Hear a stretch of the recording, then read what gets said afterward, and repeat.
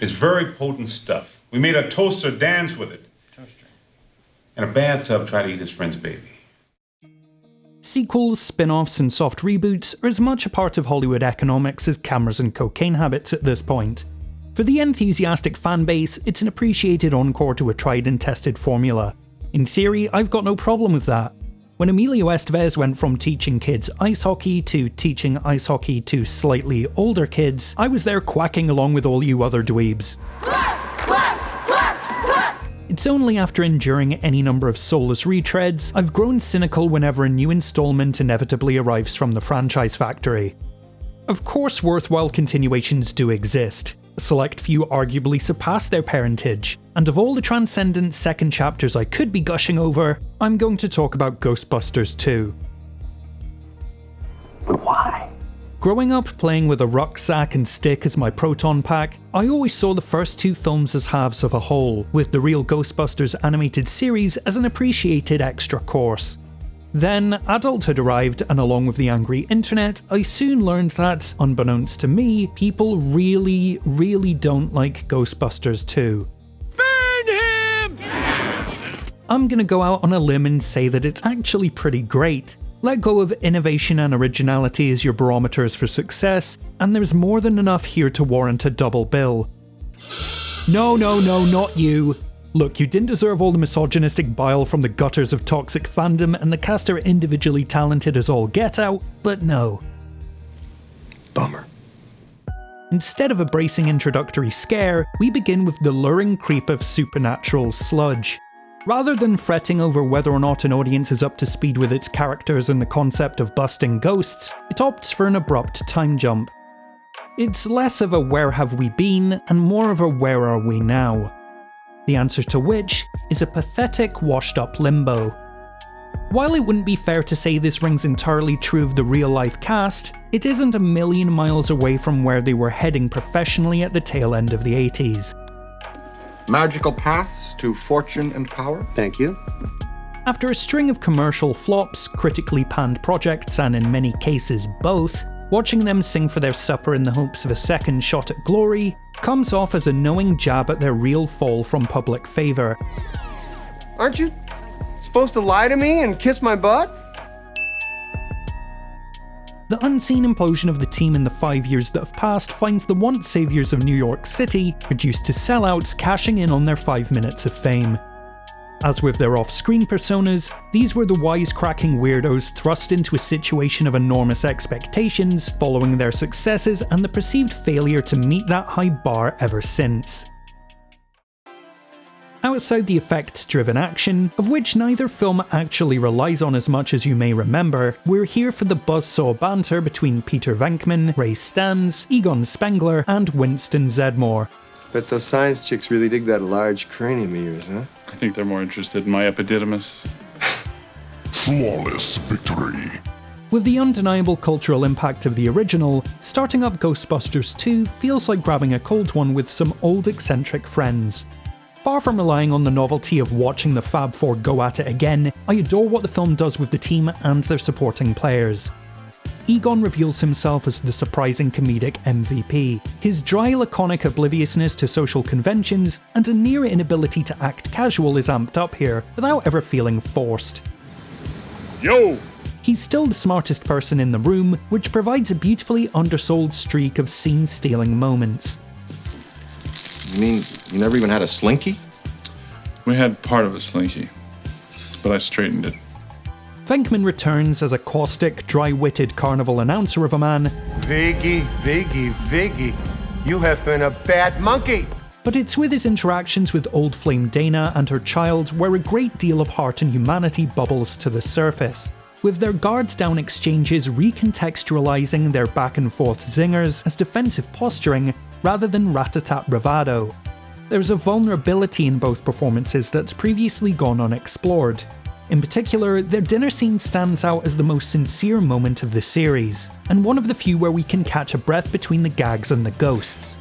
Speaking of breaking up with neat guys, why did you dump me? I didn't dump you. I was protecting myself. I mean, you weren't very good for me, you know. You know that, don't you? Well, heck, I'm not even good for me. You're much better than you realize. All told, there's a lot more heart all around. Louis and Janine's adorable roll in the hay, the much derided but fist-pumping 80s-ness of the Statue of Liberty scene, and the kumbaya togetherness of the adoring New York crowds can be taken either of two ways. Saccharine and slight, or earnest and optimistic. As far as I'm concerned, it's the humanitarian ballast that balances the entire film, a well-intentioned counter to the growing socio-economic and political divides of the time. Let me tell you something. I love you. Yes? Yeah. With Reaganomics ballooning the national debt, cutting taxes to the wealthiest while reducing income levels for everyone else, and gutting social welfare programs to increase military spending, it primed America for a severe economic downturn whilst obliterating the morale of those struggling to make ends meet. By many accounts, New York in the 1980s was a microcosm both of the decade's struggles and its more decadent impulses. In Ghostbusters 2, this permeating despair manifests as a river of acrid ooze. In response to the emotional frequency of the world above, this subterranean slime creates a feedback loop of bitterness that starts with the sidewalking everybody's, onto the apartment complexes, then finally to the top of the ladder of trickle-down economics. We're watching New York City drip-feeding its own Armageddon. Being miserable and treating other people like dirt is every New Yorker's God-given right. It's only when things get bad enough to threaten the ensconced political, legal, and financial institutions that anyone of significant resources actually takes steps to address the problem. The solution? An outright scorched earth attack on cynicism with positivity, reason, intellect, and understanding. Beyond all that theorizing and historical context, there's just nothing wrong with being nice. There gotta be a few sparks of sweet humanity left in this burned out burg. We just have to figure out a way to mobilize it.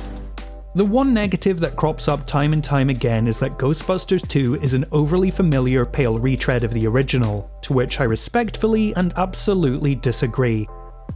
While I freely acknowledge it's an inherently less surprising work than the Lightning in a Bottle first installment, that's a millstone around the neck of most, if not all, sequels. Rather than throwing the baby out with the bathwater, they've polished up and repainted the basic framework of what came before, while expanding on these previously established suspensions of disbelief. The stakes here are significantly raised. Not only is a baby at risk of having his soul deleted by a genocidal painting, the heart of our collective humanity is on the line. For all the toaster dancing daftness, it's easy to forget that many sequences here rank amongst the scariest in the franchise. Nowadays, the idea of the more grounded, grittier sequel is almost a given following the spry setups of many origin stories. Ghostbusters 2 manages the rare feat of being by turns both significantly more laid back and much darker than the first time they beat the shit out of these wandering spirits. A tightrope walk practically worthy of a standing ovation. With all my praise and defences exhausted, I'm more than willing to concede a handful of obvious and unfortunate fumbles that get made along the way.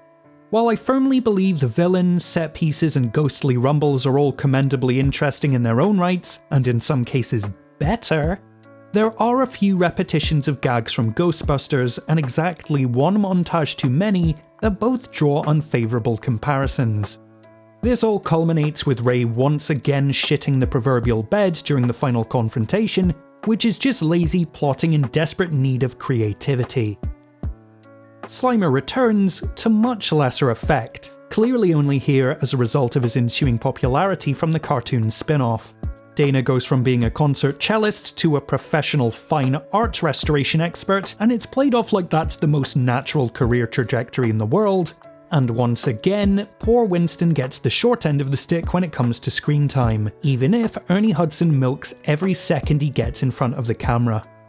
Those are all quibbles and concessions rather than disastrous failures, and I'd argue that all the parts that do work run like gut-laughing spooky clockwork. I've worked with better, but not many. Hype and speculation can be an incredible marketing tool for sequels, but it can often reach a fever pitch that can never meet expectations. In the 3 decades since Ghostbusters 2, we've seen some of the worst retreads ever shat out into cinemas, feature films that play more like trailers for upcoming attractions, and cash grabs so blatant they retroactively make the once beloved series poisonous to the touch. With all that in mind, it's worth giving Ghostbusters 2 a second chance if you initially wrote it off. While the shine of the high concept may have dimmed in the interim, there's still a treasure trove of wonderful moments and expertly delivered one-liners. What it lacks in originality, it balances out with warmth and shameless fun. It isn't just an underrated sequel to a beloved comedy staple, Ghostbusters 2 is exactly half the reason I love this series so much. Sometimes shit happens, someone has to deal with it, and who are you gonna call? An enormous thank you to our Patreon producers Jennifer C, Claire MD and Paul of the Pauls, and as always a firm fatherly handshake to all the patrons who make this show possible. So what do you make of Ghostbusters 2? Do you think it's a little too similar to the first, or do you think it's got enough warmth and charm in its own right to carry you through? Let us know in the comments, because as it stands, myself and my friend Stuart are the only two people who seem to love this film. If you want to help out the channel, clicking the like button, commenting and subscribing is the best way to do it, and if you can spare some of that hard-earned bread, you can check out our Patreon to get your name in the credits, additional reviews, and our private Discord server. As always, thank you so much for sitting through to the end. Until next time, this is In Frame Out.